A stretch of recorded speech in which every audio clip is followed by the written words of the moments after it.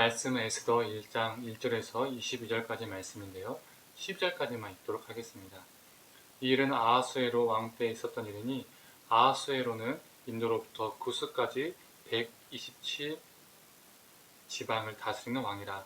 당시에 아하수르 왕이 수상궁에서 즉위하고 왕위에 있은 지 제3년에 그의 모든 지방관과 신하들 위하여 잔치를 베푸니 바사와 메대의 장수와 각 지방의 귀족과 지방관들이 다 왕 앞에 있는지라. 왕이 여러 날 곧 180일 동안에 그의 영화로운 나라의 부함과 위엄의 혁혁함을 나타내리라.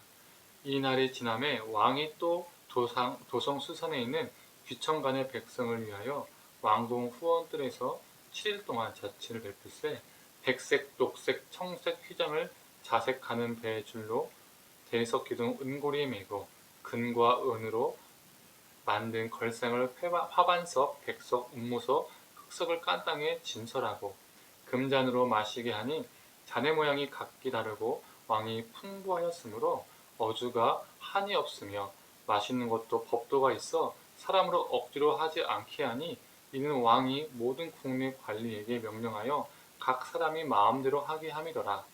왕후 와스도 아하수르 왕궁에서 여인들을 위하여 잔치를 베푸니라.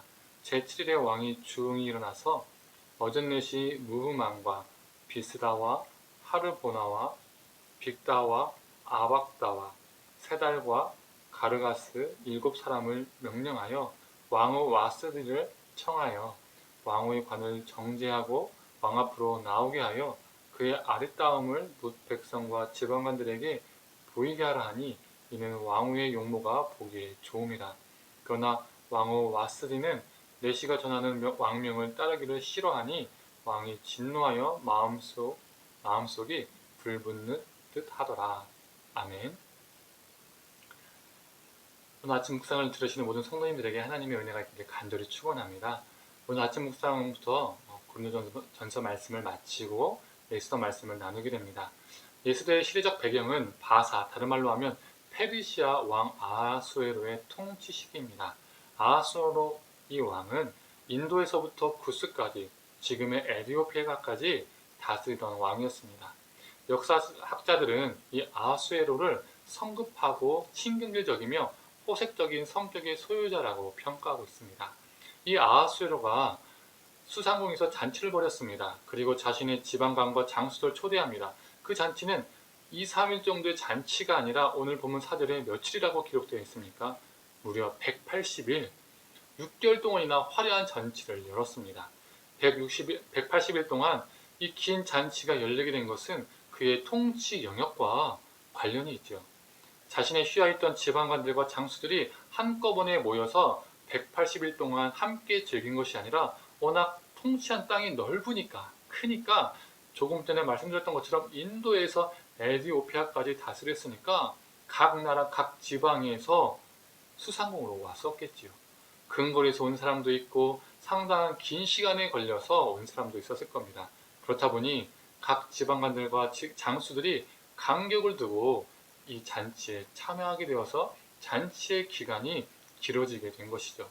이 긴 기간의 잔치는 자신의 위엄과 권위를 나타내는 것이었습니다. 어느 누가 이렇게 긴 잔치를 베풀 수 있겠습니까? 없습니다. 오직 이렇게 화려한 잔치는 왕만이 베풀 수 있는 것이죠. 이 잔치의 장식 또한 평범하지 않았습니다. 색색의 실로 장식하고 은고리에 금과 은으로 입힌 의자에 아름답고 비싼 돌로 장식을 했지요.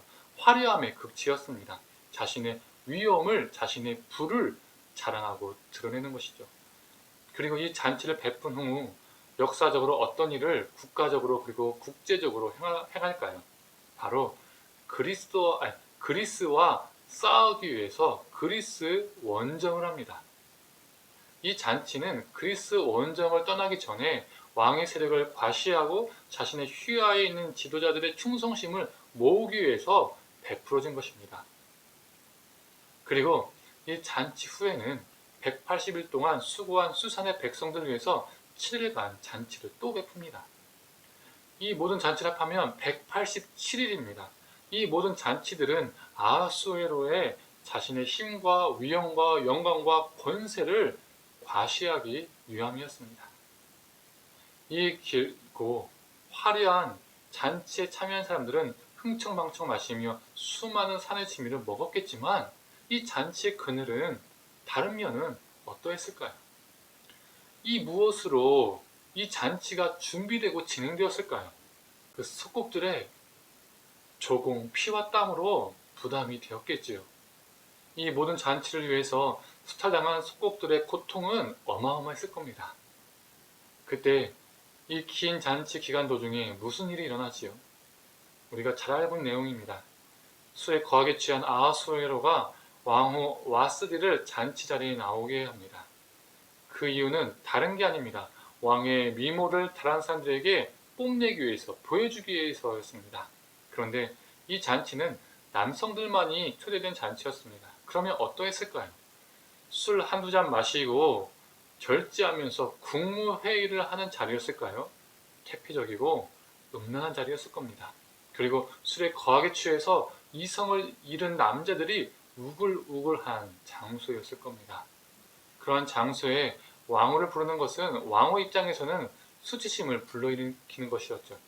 미모를 뽐내기 위해서 술 취한 남성들 앞에서 나온다는 것은 왕후의 모습이 아닌 자신이 성적인 놀이개가 되는 것입니다. 이에 와스디는 왕의 명령을 거절합니다. 이에 아하수에로는 격분하여 와스디를 어떻게 할지 대신들에게 자문을 구합니다. 대신 중에 무무관이라는 자가 왕의 명령을 어긴 왕후를 가만히 놓아두면 이 소문이 전 지역에 퍼져서 귀부인들과 즉 자신들의 아내들과 모든 여성들이 남편하기를 우습게 알 것이라고 말합니다. 그래서 이 와스디를 폐위시켜야 된다고 말하죠. 왕후를 폐위시켜야 모든 아내들이 남편을 존경할 것이라고 주장합니다.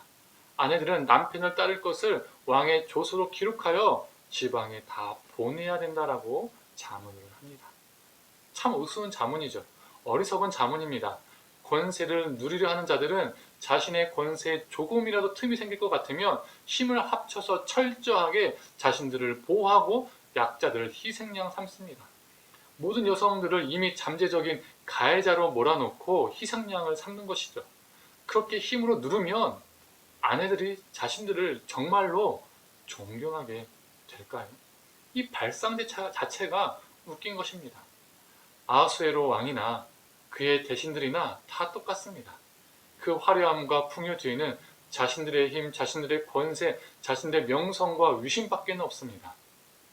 속국민들의 고통과 다른 사람들의 자신들의 아내들의 고통은 보이지 않는 것이죠. 이 수상궁에서 벌어지는 잔치는 우리가 살고 있는 세상의 축소판입니다. 권력을 가진 자들이 약자들을 착취하고 고통에 넣는 비극적인 일들이 세상에서는 끊임없이 일어나지요. 힘 있는 사람들이 세상을 지배한다라고 믿습니다. 그 힘은 돈일 수도 있고 명예와 권세일 수도 있고 성공일 수도 있습니다. 그런데 그 힘의 논리가 지배하는 세상에서 그 힘의 논리를 거부하시는 분이 이 땅에 오셨습니다. 그분은 바로 예수 그리스도이십니다. 자신의 권세와 힘을 과시하고 드러내는 인생이 아니라 누군가를 짓누르고 고통에 넣는 인생이 아니라 하나님의 아들이시나 철저히 낮아지시고 종이 되셨습니다. 그리고 섬김의 자리에 서셨습니다. 그리고 마지막에는 십자가에 달리셨습니다. 아하수로 왕이나 대신들의 모습과는 전혀 달랐습니다. 그러하기에 우리도 이 아하수에로의 같은 자리에서 살기 위해 발버둥치기보다는 화려하고 권세 있는 자리, 명성과 위신이 서는 자리에 머물려 하기보다는 예수님처럼 섬기는 자리에 연약한 자들을 섬기고 세우는 자리에 서야 합니다.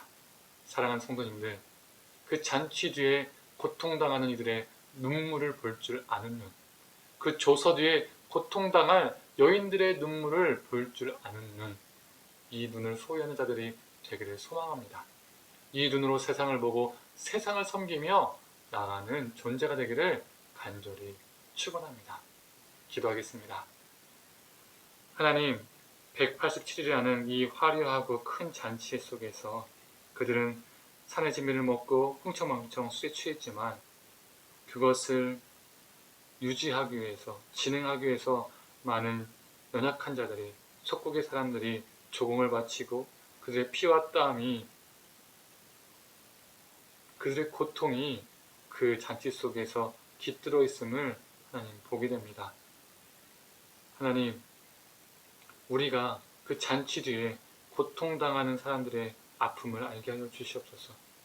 또한 자신들의 위신을 세우기 위해서 왕후를 폐위시키고 수많은 여성들을 조소로서 복종케 만들었던 모습 속에서 고통당하는 여성들의 하나님 고통을 보게 됩니다.